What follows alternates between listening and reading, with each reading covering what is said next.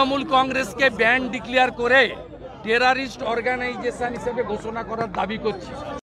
মমতা ব্যানার্জি 54 দিন ধরে শাহজাহানকে লুকিয়ে রেখেছিল এবং বসিরহাটের এসপি মেহেদি হাসান, সুপ্রতিম সরকার এবং এসডিপিও আমিনুল এদের গ্রেপ্তার দাবি করছে। এই দেশ বিরোধী শক্তি সমস্ত ওয়েপেন্সগুলো বিদেশি এবং আরডিএক্স এর মতো বিস্ফোরক, যেটা ভয়ঙ্কর দেশ বিরোধী কাজে ব্যবহৃত হয় এবং হিজবুল মুজাহিদিন, আইএস এর মতো গুন্ডারা, ইন্টারন্যাশনাল টেরোরিস্টরা করে। তৃণমূল কংগ্রেসকে ব্যান্ড ডিক্লেয়ার করে টেরারিস্ট অর্গানাইজেশন হিসেবে ঘোষণা করার দাবি করছি। তৃণমূল কংগ্রেস এবং সিমি বা পিএফআই এর সঙ্গে কোনো তফাৎ নেই। আজকে প্রমাণ হয়ে গেছে এই রাজ্য যতুগৃহ, আমডাঙ্গা, এগরার খাদিকুল একাধিক বিস্ফোরণের ঘটনা, যা সবাই ট্রেলার দেখেছিলেন। আজকে সন্দেশখালীতে আরডিএক্স এবং ভয়ঙ্কর অত্যাধুনিক অস্ত্র উদ্ধারের মধ্য দিয়ে জনগণ সিনেমা দেখল। Mamata Banerjee sole responsible. মমতা ব্যানার্জিকে গ্রেপ্তার করে তৃণমূলকে জঙ্গি সংগঠন হিসেবে ঘোষণা করার দাবি রাজ্যের বিরোধী দলনেতা করছে।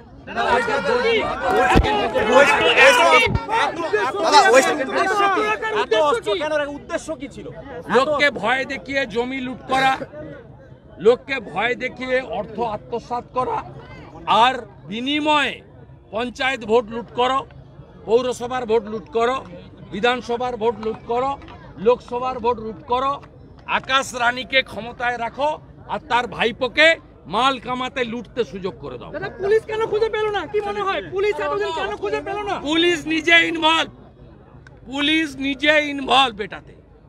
পুলিশ সামনে পিছনে গাড়ি দিয়ে তৃণমূলের অস্ত্র, তৃণমূলের টাকা পাচার করে। গতকালই পুরুলিয়া এসপির কাছে 2 কোটি টাকা এসেছে জঙ্গলমহলে খরচ করার জন্য। পুলিশ আর তৃণমূলের মধ্যে কোনো প্রভেদ নেই। এর জন্য দায়ী পুলিশ, যারা 54 তারাই এই অস্ত্র লুকিয়ে রাখার মূলে ছিল। सुप्रीम कोर्ट जा रहा है किसের জন্য? इसके लिए सीबीआई संदेशखाली को वो लेकर तो जाता है और वहां से लौट के आता है। मेरा खिलाफ 7 बार गया, थप्पड़ खाकर वापस चला है। सेकंड फेजर वोट उसका आदत ही है, जिसका शर्म नहीं है। कंपार्टमेंटल चीफ मिनिस्टर का आदत ही ऐसा है। चलो অস্ত্র উদ্ধার হচ্ছে, আরডিএক্স, বিদেশি অস্ত্র, বিদেশি পিস্তল তৃণমূল নেতার বাড়ি থেকে এই রাজ্যটাকে, এই ঠগি পিসি এই রাজ্যটাকে একটা যৌতুকগৃহে পরিণত করেছে। আমরা সিবিআই দেখেছি, ইডি দেখেছি, এনআইএ দেখেছি, আজকে এনএসজি দেখলাম। আর বাকি থাকলো কি? বাকি থাকলো আর্মি দেখা। এই পশ্চিমবঙ্গকে কোথায় নিয়ে গেছে এই ঠগি পিসির দল? আপনারা দেখেছেন কিভাবে এই রাজ্যে দেশ বিরোধী শক্তি মাথা চাড়া দিয়েছে। আর এই পুলিশগুলোর কি কাজ? এই আইপিএস অফিসারগুলোর কি কাজ? ঝাড়গ্রাম থেকে হাজার হাজার গরুকে পার করিয়ে, উলবেড়িয়ার নদী পার করিয়ে ভাইপোর কাছে পৌঁছে দেওয়া এই পুলিশগুলোর কাজ। এই যে রেশমি মেটালিকের সুনীল পাটোয়ারি সব বালি খাদান থেকে টাকা তুলে ভাইপোর কাছে পৌঁছে দেওয়া, এটাই হলো এদের কাজ। আপনি ভাবতে পারেন এই ঠগি পিসি 2 মেদিনীপুরে ঘুরে বেড়াচ্ছে, কি অবস্থা? দাঁতনে 2000, মহিষাদলে 3000, গড়বেতায় 3000, পিংলায় 3500, কোথাও লোক নেই। মেরাব বাঁধা হচ্ছে, বিরাট ব্যাপার। সিভিক ভলেন্টিয়ারদের নিয়ে যাওয়া হচ্ছে জোর করে, 9000 টাকা বেতন দেয়। লজ্জা লাগে না এদের? আর এই পুলিশের লোকগুলো সব জায়গায় সন্ধ্যার পরে থানাগুলোতে ডেকে কি করে তোলামূলকে জেতানো যায় তার জন্য পরিকল্পনা করা, মিথ্যা মামলা করা, ধমক চমক দেওয়া, তৃণমূলের গৃহযুদ্ধ সামলানো, বিজেপি কর্মীদের চমকানো, এই কাজ করছে। লড়াইটা বাংলাতে তৃণমূলের সঙ্গে নয়, এই মমতা পুলিশের সঙ্গে। যে মমতা পুলিশ পশ্চিমবঙ্গকে কার্যত মুক্তাঞ্চল করেছে অপরাধীদের, এই মমতা পুলিশ পশ্চিমবঙ্গে বালি পাচার, গরু পাচার, কয়লা পাচার, পাথর পাচার, জঙ্গলের গাছ পাচার, গোটা রাজ্যটাকে কার্যত শ্মশানে পরিণত করেছে। এই মমতা পুলিশের আমলে এই খড়গপুর শহরে গত 1 মাসে দুবার দুজন ব্যবসায়ী গুলিবিদ্ধ হয়েছে। ভাবতে লজ্জা লাগে। পঞ্চায়েত নির্বাচনে বিডিওরা আইসিদের সঙ্গে বসে অতিরিক্ত ব্যালট ছাপিয়ে বাক্সে ঢুকিয়ে ভোট লুট করেছে।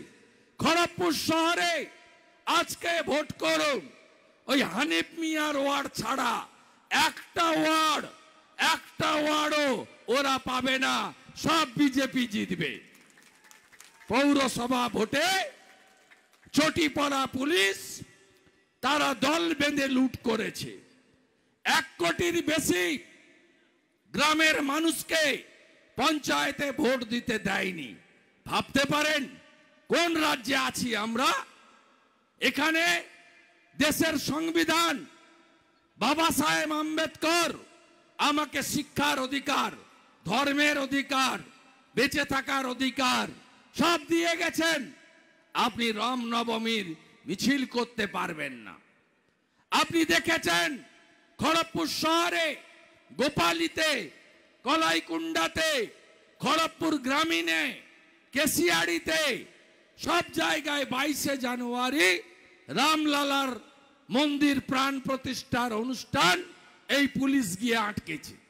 ডেকে ডেকে ধমকে ধমকে আটকেছে, গেরুয়া ধ্বজ খুলিয়েছে। এই রামনবমীতে খড়গপুরে আপনাদের উপরে বাধা দেওয়া হয়েছে। অগ্নিমিত্রা পাল মহোদয়া প্রতিবাদ করেছেন, জামিন অযোগ্য ধারায় মামলা হয়েছে। মিস্টার পল অনেক বড় অফিসার হয়ে গেছেন না? আমি অনেক পুরনো লোক, আমি এইসব রোয়াব দেখেছি। আমি দেখেছি 11-র আগে বড় বড় আইসি লালগড়ের অশোক বসুকে। আমি দেখেছি 11-র পরে ওদের হালত দেখেছি। আর 4 তারিখের পরে আপনাদেরও চেহারাটা আমরা দেখব।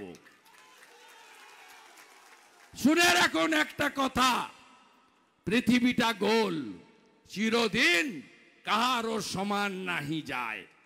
উদাহরণ 1, কেষ্টমণ্ডল ভোটের আগে বলতো উন্নয়ন দাঁড়িয়ে আছে, গুড় বাতাসা, চড়াম চড়াম ঢাকের আওয়াজ। কেষ্ট এখন নেংটি ইঁদুর, সকন্যা তিহারে গড়াগড়ি যায়। 30শে ডিসেম্বর বসিরহাটে আমি গিয়ে বলেছিলাম শাহজাহান সাবধান। 1 জানুয়ারি বলল মেদিনীপুরের ছানা, সন্দেশখালি আয়, তোর ছাল চামড়া ছাড়িয়ে প্যাকেট করে বাড়ি পাঠিয়ে দেব। 5ই জানুয়ারির ঘটনা জানেন, শাহজাহান আজকে হাউ হাউ করে কাঁদছে। সরবেড়িয়ায় দাঁড়িয়ে ওর বাড়ির সামনে আমি ছানা খেয়ে লোককে মিষ্টি খাইয়ে এসেছি। আজকে দেখুন অস্ত্র উদ্ধার সন্দেশখালিতে। আমি মনে করি যদি মিনা খাতে যান, আয়ুব গাজীর কাছ থেকেও অস্ত্র পাবেন। জীবনতলায় যান, শকত মোল্লার ডেরা থেকে অস্ত্র পাবেন। বাসন্তীতে যান, রাজা গাজীর ডেরা থেকে অস্ত্র পাবেন। এই খড়গপুর শহরে এত বন্দুক, 9mm পিস্তল, এত গুলি আসে কোথা থেকে? পুলিশ জানে না? সব জানে পুলিশ। আতঙ্ক ছড়াও, বিজেপিকে আটকাও, তৃণমূলকে বাঁচিয়ে রাখো, পিসিআর ভাইপোর চোরেদের সাম্রাজ্যকে বাঁচিয়ে রাখো।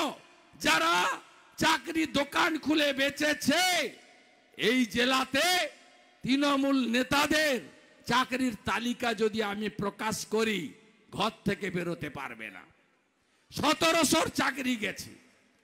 আমাদের যোগ্যতার জন্য সহানুভূতি আছে। অগ্নিমিত্রা পাল বলেছেন, কে যোগ্য কে অযোগ্য, চোরেদের বাঁচাতে যোগ্যদের তালিকা এই ঠগি পিসি দেয়নি বলে আজকে যোগ্যদেরও চাকরি গেছে। কি বলছেন আপনি গড়বেতায়? বলছেন বিজেপি চাকরি খেকো। আরে নরেন্দ্র মোদী গত 1 বছরে 10 লক্ষ চাকরি দিয়েছে, কেন্দ্রীয় সরকারের সব পোস্ট ফিল আপ করেছে। আপনি কি করেছেন? লাস্ট স্কুল সার্ভিস কমিশনের নোটিফিকেশন হয়েছিল 15 সালে, পাবলিক সার্ভিস কমিশনের নোটিফিকেশন হয়েছিল 17 সালে। কোথাও চাকরি নেই। আপনি 6 লক্ষ পোস্ট অবলুপ্ত করেছেন। আপনি পশ্চিম বাংলায় 2 কোটি বেকার তৈরি করেছেন। বলছেন কেস আছে তাই চাকরি দেব না। স্টাফ রিক্রুটমেন্ট বোর্ডে কেস আছে নাই, পাবলিক সার্ভিস কমিশনে কেস আছে নেই, কলেজ সার্ভিস কমিশনে কেস আছে নেই, ফরেস্ট রিক্রুটমেন্ট বোর্ডে কেস আছে নেই, পুলিশ রিক্রুটমেন্ট বোর্ডে কেস আছে নেই, মিউনিসিপাল সার্ভিস কমিশনে কেস আছে নেই, কোঅপারেটিভ সার্ভিস কমিশনে কেস আছে নেই, গ্রুপ ডি রিক্রুটমেন্টে কেস আছে নেই। আপনার কেস নেই কিন্তু চাকরি নেই। কোথায় গেল পিসি ডবল চাকরি? এখন তো ডবল চাকরি খাচ্ছেন আপনি। এদেরকে সরাতে হবে, অত্যাচারীদের সরাতে হবে। এই বাংলায় রাষ্ট্রবিরোধী শক্তি আর অস্ত্রের সমাগম ঘটিয়েছিল এরা। খাগড়াগড় বিস্ফোরণ কাণ্ড থেকে শুরু করে আজ পর্যন্ত আপনারা দেখেছেন এগরার খাদিকুল, আমডাঙ্গা, আপনারা দেখেছেন এই রাজ্যে কিভাবে আজকে রাজ্যের মানুষের নিরাপত্তা এরা ধ্বংস করে দিয়েছে। তাই এই তোলামূলকে হারাতে হবে। সবাই কি চান? মোদিজিকে প্রধানমন্ত্রী। তো কোনো বিকল্প আছে? কোনো বিকল্প নেই। দেশ সুরক্ষিত থাকবে তাই মোদিজি 400 সিট দেবে। আর অগ্নিমিত্রা পাল থাকবে না? থাকবে তো? মেদিনীপুর দেবেন তো? মেদিনীপুর দেবেন তো? পিসি বলছে মেদিনীপুরে গদ্দার জন্মায়। আরে মেদিনীপুরে গদ্দার জন্মায় না, মেদিনীপুরে বিদ্যাসাগর জন্মায়, বর্ণ পরিচয়ের স্রষ্টা। মেদিনীপুরে মাতঙ্গিনী হাজরা জন্মায়, মেদিনীপুরে ক্ষুদিরাম বসু জন্মায়, মেদিনীপুরে তাম্রলিপ্ত জাতীয় সরকার তৈরি হয়। আর আপনি হলেন পৃথিবীর সবচেয়ে বড় গদ্দার, যাকে পরিচয় দিয়েছে রাজীব গান্ধী, ছুরি মেরেছেন।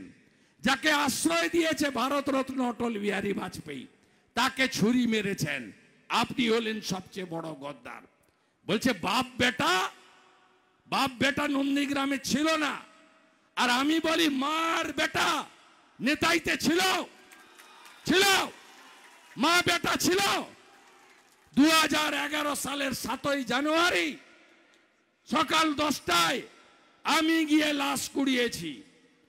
আরতি মণ্ডল, গীতালি যাদব, সরস্বতী ঘোড়াই, ফুলকুমারী মাইতি, ধীরেন সেন, ধ্রুব গোস্বামী, শ্যামানন্দ ঘোড়াই, সৌরভ ঘোড়াই, অরূপ পাত্র। কোথায় ছিলেন আপনি? আপনার অফিসগুলোতে তালা ফেলে দিয়েছিল নেতারা। আমি বিজেপি নেতাদের স্যালুট করি। আপনারা আগে যেটা বুঝেছেন আমাকে বুঝতে সময় লেগেছে। আপনারা